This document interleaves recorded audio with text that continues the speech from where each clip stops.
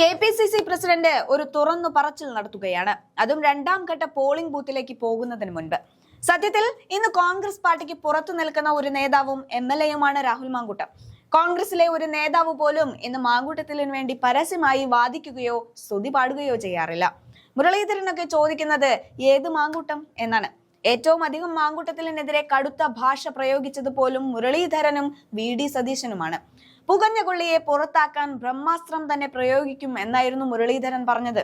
കാര്യങ്ങൾ ഇങ്ങനെയൊക്കെ നീങ്ങുന്നതിനിടയിലാണ് രണ്ടാം ഘട്ട തെരഞ്ഞെടുപ്പ് ഇന്ന് നടക്കുന്നത്.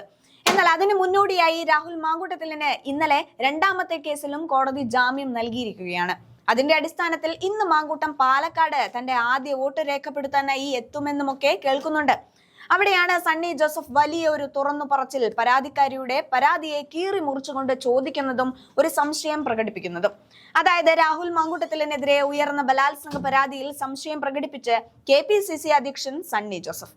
അത് വെൽ ഡ്രാഫ്റ്റഡ് പരാതിയായിരുന്നു എന്ന് സണ്ണി ജോസഫ് പറഞ്ഞു. മാധ്യമങ്ങൾക്ക് നൽകിയ ശേഷമാണ് യുവതി തനിക്ക് ഇമെയിലായി പരാതി അയച്ചത്. അതിനു പിന്നിൽ ലീഗൽ ബ്രെയിൻ ഉണ്ട്.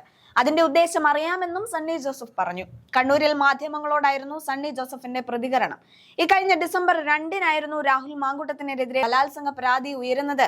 കേരളത്തിന് പുറത്ത് താമസിക്കുന്ന 23-കാരിയായ യുവതിയായിരുന്നു പരാതിയുമായി രംഗത്തെത്തിയത്.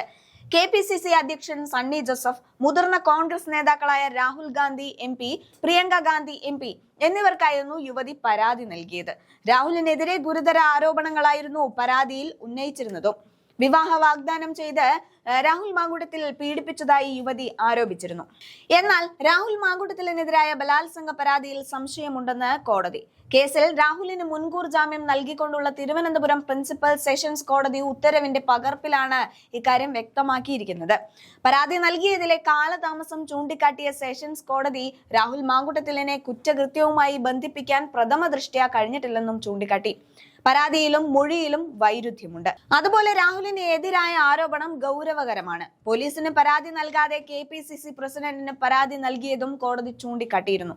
സമ്മർദ്ദത്തിലാകാം പരാതി നൽകിയതെന്നും കോടതി വിലയിരുത്തി. പരാതി വൈകിയതും പ്രഥമ ദൃഷ്ട്യാ തെളിവില്ലാത്തതുമാണ് ജാമ്യത്തിന് കാരണം. പരാതി നൽകാൻ വൈകിയതിന് പല ഭാഷ്യങ്ങളും വന്നു. ഹാജരാക്കിയ ചാറ്റുകൾ ആരോപണം തെളിയിക്കുന്നതല്ലെന്നും വിധി പകർപ്പിൽ ചൂണ്ടിക്കാട്ടിക്കൊണ്ടാണ് കോടതിയുടെ ജാമ്യം. ഇതൊക്കെ മുന്നിൽ നിർത്തിക്കൊണ്ടാണ് സണ്ണി ജോസഫും പറയുന്നത് ഇതിനൊക്കെ പിന്നിൽ മറ്റേതോ കറുത്ത കരങ്ങളുണ്ട് എന്ന്. എന്തായാലും സണ്ണി ജോസഫിന്റെ ഈ സംശയം പ്രകടിപ്പിക്കാൻ രാഹുൽ മാങ്കൂട്ടത്തിന് മുന്നിൽ വാതിൽ തുറക്കുമോ എന്നൊക്കെ ഇനി കണ്ടറിയാനുള്ള കാര്യമാണ്. അതേസമയം ഇതേ വിഷയത്തിൽ സന്ദീപ് വാര്യർക്ക് മുന്നിലും ജയിലറ അടച്ചുകൊണ്ടാണ് കോടതി ഇടപെടുന്നത്. ഭരണകക്ഷി നൽകുന്ന സംരക്ഷണമാണ് ഏറ്റവും പ്രധാനപ്പെട്ട വിഷയം. ജയിലിൽ കിടക്കുന്ന ഹൈക്കോടതിയുടെ നിർദ്ദേശപ്രകാരം അന്വേഷിച്ച പോലീസ് അറസ്റ്റ് ചെയ്ത് ജയിലിൽ കഴിയുന്ന CPM നേതാക്കന്മാർക്കെതിരെ പാർട്ടി ചെറിയ ഒരു അച്ചടക്ക നടപടി പോലും സ്വീകരിച്ചിട്ടില്ല.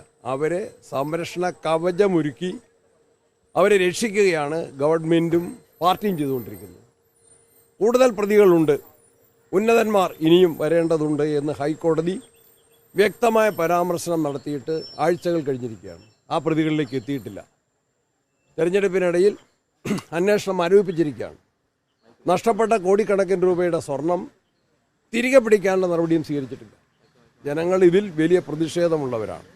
വിലക്കയറ്റം, കാർഷിക മേഖലയുടെ തകർച്ച, തൊഴിലില്ലായ്മ, അക്രമ രാഷ്ട്രീയം, വന്യമൃഗശല്യം, തീരദേശ മേഖലയുടെ പ്രതിസന്ധികൾ, പ്രയാസങ്ങൾ, ഇതെല്ലാം തന്നെ അഴിമതി, ഇതെല്ലാം തന്നെ ഗൗരവമേറിയ വിഷയങ്ങൾ തന്നെയാണ്. ഇതെല്ലാം ഗവൺമെൻറ്റിനെതിരെ ജനങ്ങളെ ചിന്തിപ്പിക്കുന്ന കാര്യങ്ങളാണ്. ഇതിലെല്ലാം ശക്തമായ പ്രചരണം നടത്തിയിട്ടുണ്ട്. അതിന് വലിയ ജനപിന്തുണയാണ് ലഭിച്ചുകൊണ്ടിരിക്കുന്നത്.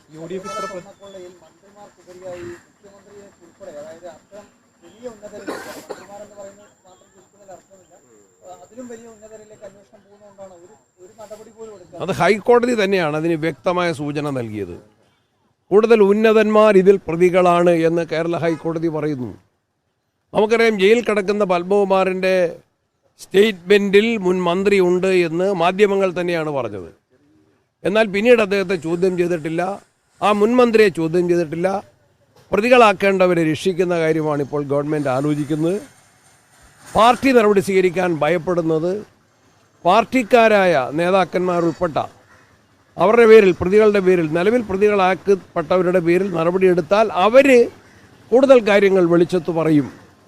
കൂടുതൽ നേതാക്കന്മാർ അതുവഴി പിടിക്കപ്പെടും എന്ന വലിയ ഭയത്തിലാണ് CPM ഇപ്പോൾ പ്രതികളാക്കപ്പെട്ടവരെ പോലും സംരക്ഷിക്കുന്നത്. പാർട്ടി നടപടി എടുത്തിട്ടില്ല.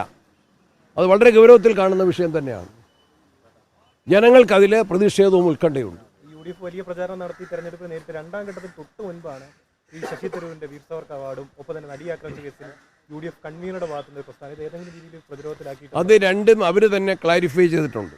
അടൂർ പ്രകാശിൻ്റെ ആ ഒരു പരാമർശനം വന്നപ്പോൾ തന്നെ ഞങ്ങൾ അദ്ദേഹവുമായിട്ട് ബന്ധപ്പെട്ടു. ഞാൻ പാർട്ടിയുടെ നിലപാട് വ്യക്തമാക്കി പറഞ്ഞു. മറ്റ് പ്രതിപക്ഷ നേതാവും മറ്റു നേതാക്കന്മാരും പറഞ്ഞു. അടൂർ പ്രകാശ് തന്നെ അതിൽ അദ്ദേഹത്തിൻ്റെ നിലപാടല്ല പാർട്ടി നിലപാട് എന്ന് പറഞ്ഞു. അദ്ദേഹത്തിൻ്റെ സ്റ്റേറ്റ്മെൻറ്റിൽ തന്നെ അദ്ദേഹം കറക്ഷൻ വരുത്തി. ഒന്ന് ചില ദുർവ്യാഖ്യാനം എന്ന് അദ്ദേഹം പറഞ്ഞു. ഇനി അങ്ങനെ ആണെങ്കിൽ പോലും അതിന് അദ്ദേഹം വളരെ കൃത്യമായി പാർട്ടി ലൈനിലേക്ക് അദ്ദേഹം നിലപാട് ഉറപ്പിച്ച് വ്യക്തമാക്കിയിട്ടുണ്ട്.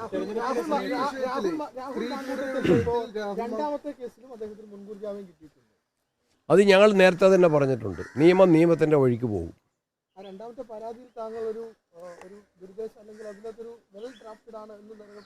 ഞാൻ ഇന്നലെ മാധ്യമങ്ങളോട് തന്നെയാണ് പറഞ്ഞത്. ആ പരാതി എൻ്റെ മുമ്പിലുണ്ട്, മാധ്യമങ്ങൾ കിട്ടിയിട്ടുണ്ട്. അതൊരു ലീഗൽ ബ്രെയിൻ അതിൻ്റെ അകത്തുണ്ടെന്ന് ഞാൻ പറഞ്ഞത്. അത് ജനങ്ങൾ വിലയിരുത്തട്ടെ. ഇന്നലെ കോടതി പറഞ്ഞിട്ടുണ്ടല്ലോ. അങ്ങനെയും വിലയിരുത്താം. അതിനെ ഞാനത് പറയുന്നില്ല. അത് ആളുകൾക്ക് നന്നായിട്ട് അറിയും. ആ പരാതി എന്തിനാണ് എനിക്ക് കിട്ടുന്ന സമയത്ത് തന്നെ മാധ്യമങ്ങൾ കിട്ടിയല്ലോ. എന്തായിരുന്നു അതിൻ്റെ ലക്ഷ്യം? എന്തായിരുന്നു? ആ പരാതിക്ക് നന്നായിട്ട് അറിയാം അതാർക്കാണ് അയക്കേണ്ടതെന്ന്. പക്ഷേ എനിക്ക് അയച്ചു. ഞാൻ ഫയലുകൾ കണ്ടിട്ടില്ല. കോടതി വിധി ഞാൻ കണ്ടിട്ടുണ്ട്. അത് ജനങ്ങൾ വിലയിരുത്തും. കോടതി വിധി അല്ല, ഞാൻ പറഞ്ഞ കാര്യം പറഞ്ഞത് തന്നെ. ആ പരാതി ആസൂത്രിതമായിട്ടുള്ള വെൽ ഡ്രാഫ്റ്റഡ് പെറ്റീഷൻ എന്നാണ് ഞാൻ പറഞ്ഞത്. വെൽ ഡ്രാഫ്റ്റഡ് ആണെങ്കിൽ പോലും അതിലെ ലീഗലായിട്ടുള്ള എതിർവശങ്ങൾ പ്രതിഭാഗം ചൂണ്ടിക്കാട്ടിയപ്പോൾ അതും കോടതി വിലയിരുത്തിയിട്ട് ഞാൻ ആ ഓർഡറും വായിച്ചു.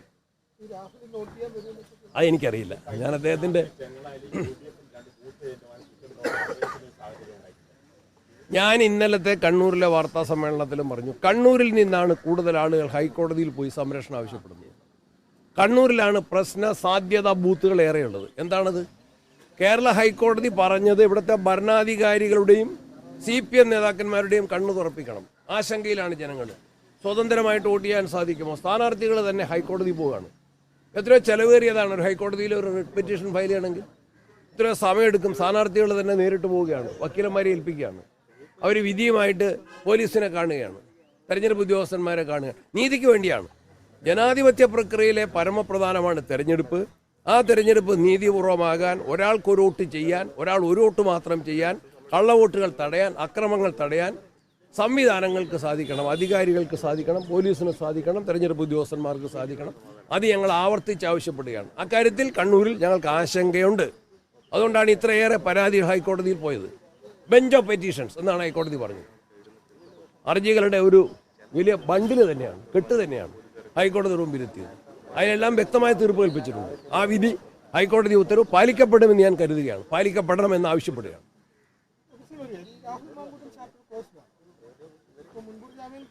അത് നിയമത്തിൻ്റെ വഴിക്ക് പോട്ടെ. ഞങ്ങൾ നേരത്തെ പറഞ്ഞിട്ടുണ്ട്.